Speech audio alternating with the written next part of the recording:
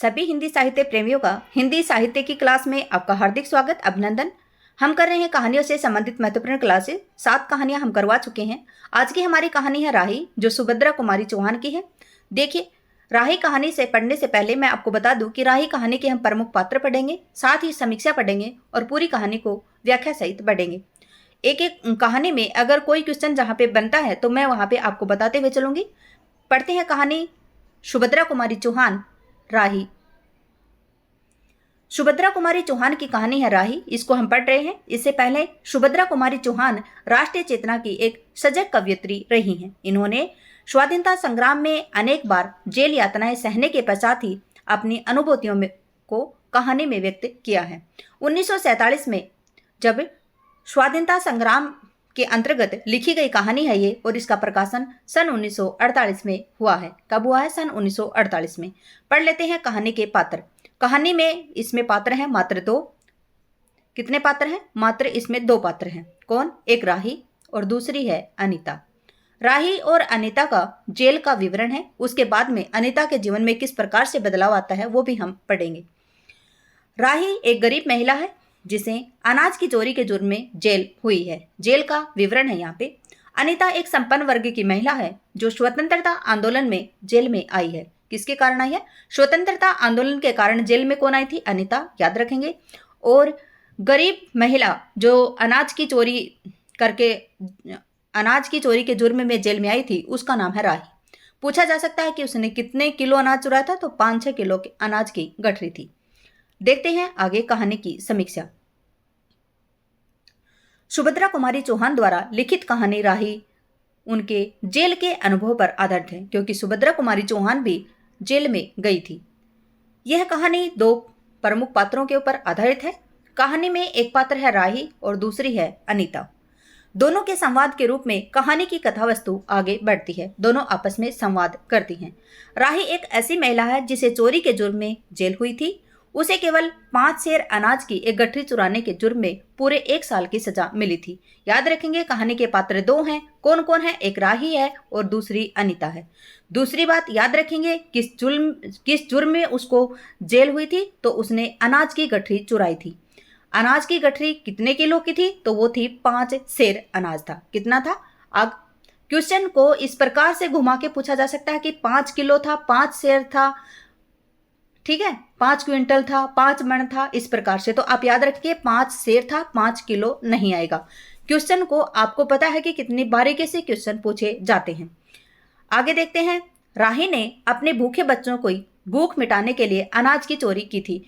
पूछा जा सकता है कि अनाज की चोरी राही ने क्यों की थी? तो अपने भूखे बच्चों को भूख मिटाने के लिए उसने अनाज की चोरी की थी। महिला किस जाति की थी? तो मांगरोरी जाति की थी। देखिए, समीक्षा के अंतर्गत ही बहुत सारे क्वेश्चन आ जाते हैं। समीक्षा पढ़ने से भी आप ज्यादातर क्वेश्चनों तक पहुंच सकते हैं।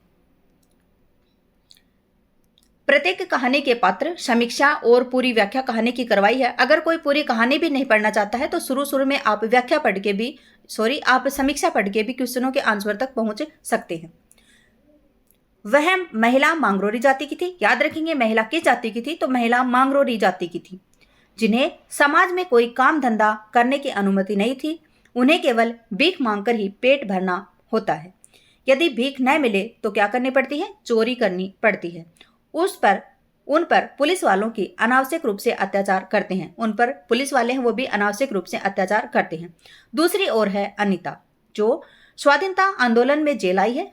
किस में आई है? वो स्वाधीनता आंदोलन में जेल आई है, लेकिन उसे वहां भी परिवार की उच्च स्थिति के कारण बी क्लास से ए क्लास में भेज दिया जाता है, क्योंकि जो संपन्न परिवार होते हैं उनमें जेल का भी देखिए इतना ध्यान रखा जाता है कि उनको बी क्लास से ए क्लास में भेज दिया जाता है।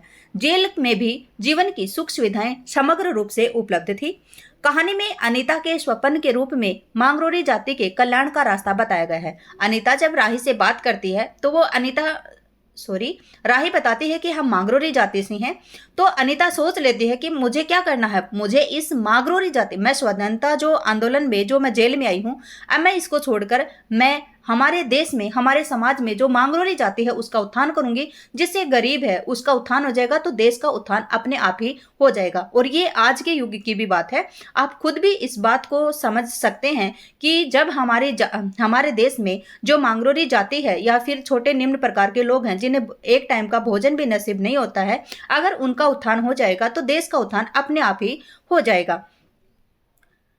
गांव में लघु उद्योगों के माध्यम से उन्हें आत्मनिर्भर बनाया जा सकता है। लेखिका कहानी के माध्यम से यह कहना चाहती है कि वास्तव में भारत देश का कल्याण तभी संभव होगा जहां की यहाँ की जनता आत्मनिर्भर बने, गरीबी और भूखमरी जैसे अभिशाप समाज में समूल नष्ट हो जाए। कहानी में जो हमारी कहानीकार हैं सुभद्रा कुमारी चौहान जी, वो ये दर्शाना चाहती हैं इसमें कि भारत देश का कल्याण तभी होगा जब हमारे समाज में जो गरीबी है, जो भूखमरी है, उसका अभिशाप है, वो समाज से संपूर्ण रूप से समूल है वो नष्ट हो जाए। तभी हमारे देश का क्या होगा, समग्र विकास होगा। ओके, देश में कम से कम भोजन और वस्त्र की उपलब्धता सभी को समान रूप से मिले। कहानी के माध्यम से लेखिका ने यह संदेश दिया है कि समाज के गरीब व असहाय लोगों के उत्थान व कल्याण के लिए कार्य करना ही सच्ची देशभक्ति है। सच्ची देशभक्ति किस प्रकार से होगी, जब हम हमारे समाज में गरीब व असहाय लोगों का उत्थान करेंगे और उनके कल्याण के लिए विभिन्न परियोजनाएं चलाएंगे, विभिन्न प्रकार के योजनाएं चलाएंगे, विभिन्न प्रकार के आत्मनिर्भर बनने के लिए उनको कौशल, आज के युग में अगर हम कौशल विकास करेंगे, उनका सभी प्रकार से हम उनको आत्मनिर्भर बनाएंगे, तो हमारे समाज में आत्मनिर्भरता बढ़ेगी तो गरीबी भी हटेगी और कोई भी भूखा नहीं रहेगा। आगे देखते हैं हम कहानी है राही, लिखा है सुभद्रा कुमारी चौहान जी ने। तेरा नाम क्या है, ये पूछ रही है अनीता। ये है अब जेल का विवरण। अनीता पूछ रही है कि तेरा नाम क्या है। जो मांगरोरी जाति की महिला है वो बोलती है राही। तुझे किस अपराध में सजा हुई है। चोरी की थी सरकार। चोरी क्या की थी। चोरी में क्या चुराया था। अनाज की गठरी। कितना अनाज था। यही कोई 5-6 सेर। और सजा कितने दिन की हुई है। तो सजा हुई थी उसको 1 साल की। तो बोलती है साल भर की। तो तूने चोरी क्यों की थी। मजदूरी करती तब भी तो दिन भर में 4 आने पैसे मिल जाते। हमें मजदूरी नहीं मिलती सरकार। हमारी जाति मांगरोरी है। हम केवल मांगते और खाते हैं। और भीख न मिले तो हम क्या करते हैं, चोरी करते हैं। उस दिन घर में खाने को कुछ नहीं था। बच्चे भूख से तड़फ रहे थे। बाजार में बहुत देर तक मांगती रही। बोझा ढोने के लिए भी कटोरा लेकर मैं बैठी रही, पर कुछ नहीं मिला। सामने किसी का बच्चा रो रहा था। उसे देखकर मुझे अपने भूखे बच्चे की याद आई और मैंने किसी के अनाज की गठरी रखी हुई थी। जैसे ही मैं उसको उठाकर भाग रही थी, तभी मुझे पुलिस ने पकड़ लिया। अनीता ने एक गहरी सांस ली। बोली, फिर तूने कहा नहीं। देखिए, ये तूने नहीं है, ये तूने कहा नहीं कि बच्चे भूखे थे इसलिए चोरी की थी। संभव होता कि इस बात से जो मजिस्ट्रेट है वो कम सजा देता। तो अनीता राही बोल रही है कि हम गरीबों की कौन सुनता है सरकार। बच्चे आए थे कचहरी में, मैंने सब कुछ कहा था, पर किसी ने मेरी नहीं सुनी। तो अब तेरे बच्चे किसके पास हैं। उनका बाप होगा ना, अनीता ने पूछा। राही की आंखों में आंसू आ गए। वह बोली, उनका बाप मर गया सरकार। में ही उसे मार डाला, यानी जेल में ही उसे मार दिया था। और वहीं अस्पताल में जेल में उसे मारा था और अस्पताल में उसका दम टूट गया, यानी वो मर गया। और बच्चों का कोई भी नहीं है। तो तेरे बच्चों का बाप जेल में ही मरा, वह क्यों जेल आया था। अनीता ने प्रश्न किया कि तेरे बच्चों का बाप है वो जेल क्यों आया था।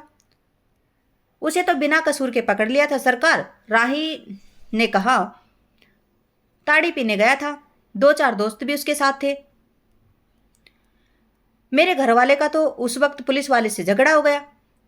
उसी के अब बदला लेने के लिए 109 में उसका चालान कर दिया और साल भर की सजा दी और वहीं पर वो मर गया। अनीता ने एक दीर्घ निश्वास के साथ कहा, अच्छा जा अपना काम कर। राही चली गई। अनीता सत्याग्रह करके जेल में आई थी। पहले उसे B क्लास दिया गया, फिर उसके घर वालों ने लिखा पढ़ी करके उसको A क्लास दिलवा दिया।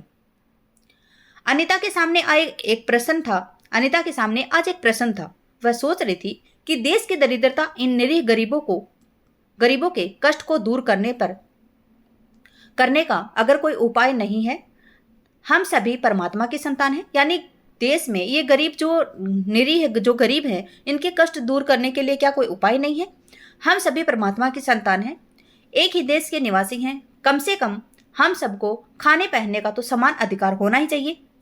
फिर यह क्या बात है कि कुछ लोग तो बहुत आराम से रहते हैं और कुछ लोग पेट भरने के लिए अन्न की चोरी करते हैं। उसके बाद विचार करके अदूरदर्शिता के कारण या सरकारी वकील के चातुर्यपूर्ण जिरह के कारण छोटे छोटे बच्चों की माताएं भी जेल भेजती जाती हैं। उनके बच्चे भूखे मरने के लिए छोड़ दिए जाते हैं। एक और तो यह कहती है कि जेल में आकर सचमुच जेल जीवन का कष्ट उठाती है, और दूसरी ओर हम लोग हैं जो अपनी देशभक्ति और त्याग का ढिंडोरा पीटते हुए जेल आते हैं। हमें आमतौर से दूसरे कैदियों के मुकाबले अच्छा बर्ताव मिलता है, फिर भी हमें संतोष नहीं मिलता। हम जेल आकर भी ए और बी क्लास के लिए झगड़ते रहते हैं। जेल आकर भी हम कौन सा बड़ा त्याग कर देते हैं? जेल में हमें कौन सा कष्ट रहता है सिवा इसके कि हमारे माथे पर नेतृत्व की सील लग जाती है। हम बड़े अभिमान से कहते हैं कि हमारी चौथी बार जेल है, हमारी 5वीं बार जेल यात्रा है। अपनी जेल यात्रा के किस्से हम बार बार सुनाकर आत्म गौरव का अनुभव करते हैं। तात्पर्य यह है कि हम जितने बार जेल जा चुके होते हैं, उतनी ही सीढ़ी हम देशभक्ति और त्याग से दूसरों से ऊपर उठ जाते हैं, और इसके बल पर जेल से छूटने के बाद कांग्रेस के राजकीय सत्ता मिलते ही हम मिनिस्टर, स्थानीय संस्थाओं के मेंबर और क्या क्या हो जाते हैं।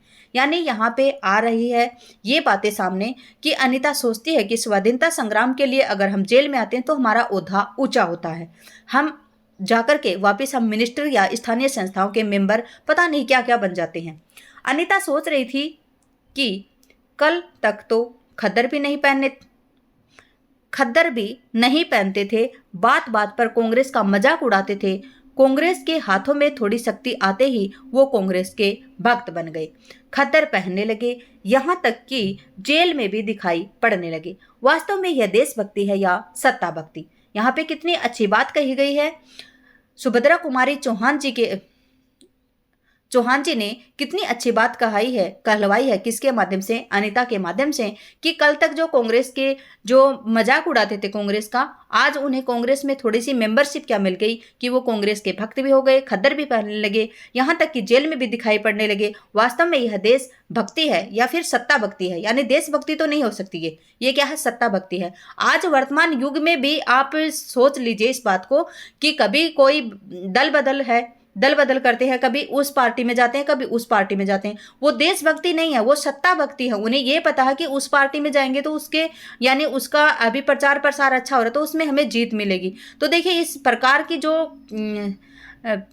कठपुतलियां हैं जो इधर उधर घूमती रहती हैं, वो देशभक्ति के माध्यम से तो नहीं आ सकती, उन्हें सिर्फ सत्ता भक्ति ही पसंद है। अनीता के विचारों का तांता लगा हुआ था। एक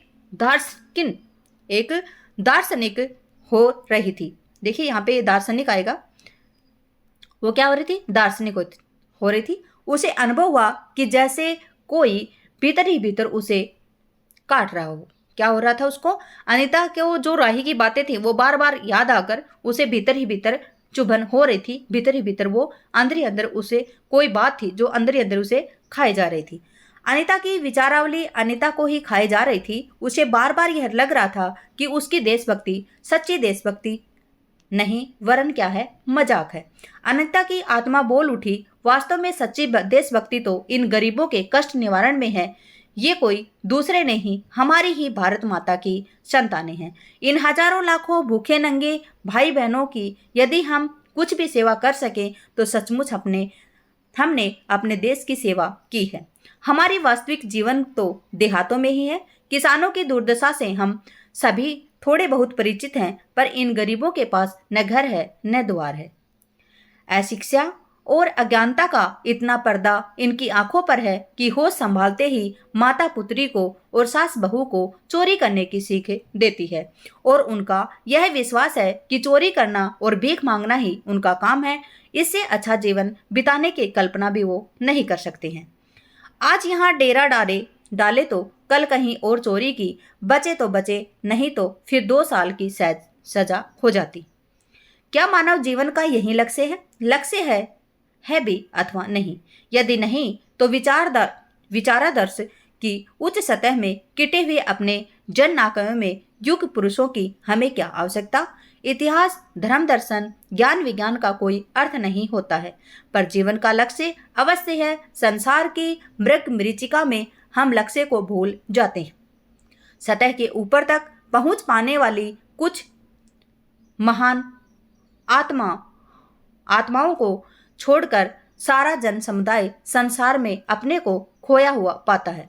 कर्तव्य अकर्तव्य का उसे कोई ध्यान नहीं होता है। सत्य असत्य की उसे समझ नहीं है। अन्यथा मानवता से बढ़कर कौन सा मानव धर्म है? पतित मानवता को जीवन दान देने की अपेक्षा भी कोई महत्वपूर्ण नहीं है। राही जैसी भोली भाली किंतु गुमराह आत्माओं को कल्याण की साधना होनी ही चाहिए। सत्याग्रह की यही प्रथम प्रतिज्ञा क्यों न हो, देशभक्ति का यही मापदंड क्यों न हो। अनिता दिन भर इन्हीं विचारों में डूबी रही। शाम को वह इसी प्रकार कुछ सोचते सोचते सो गई। अनिता सोच रही है कि अब मुझे यहाँ से बाहर निकलते ही क्या करना है। इन जो गरीब तबके के लोग हैं, जो भूख मांगते हैं, मांगरूरी जाति के लोग हैं, उनके उत्थान में मैं कार्य करूंगी। रात को उसने सपना देखा कि जेल से छुटकर वह इन्हीं मांगरूरी लोगों के गांव में पहुंच गई है। वहां उसने एक छोटा सा आश्रम खोल दिया है। उसी आश्रम में एक तरफ छोटे छोटे बच्चे पढ़ते हैं, स्त्रियां सूत काट रही हैं, दूसरी तरफ मर्द कपड़ा बुनते हैं और रुई धुनते हैं। शाम को रोज उन्हें धार्मिक पुस्तकें पढ़कर सुनाई जाती हैं और देश में कहाँ क्या हो रहा है इसके बारे में भी उन्हें सरल भाषा में समझाया जाता है। वहीं भीख मांगने वाले और चोरी करने वाले लोग अब आदर्श ग्रामवासी हो गए हैं। रहने के लिए उन्होंने छोटे छोटे अपने घर बना लिए हैं। राही के अनाथ बच्चों को अनीता अपने साथ रखने लगी है। अनीता यही सुख स्वप्न देख रही थी। रात को वह देर से सोई थी। सुबह 7 बजे तक उसकी नींद नहीं खुली। अचानक एक स्त्री जेलर ने उसे आकर जगाया और कहा, बोली, आपके घर वाले जाने को तैयार हो जाइए। आपके घर वाले आए हैं, आप घर जाने के लिए तैयार हो जाइए। आपके पिता बीमार हैं। आप बिना किसी शर्त के छोड़ी जाती हैं। अनीता अपने स्वप्न की सच्चाई में परिवर्तित करने के लिए एक मधुर कल्पना लेकर चली गई। इसी के साथ करते हम क्लास का समापन। क्लास में बने रहने के लिए धन्यवाद। आपका दिन शुभ रहे। जय हिंद, जय भारत, जय जवान, जय किसान।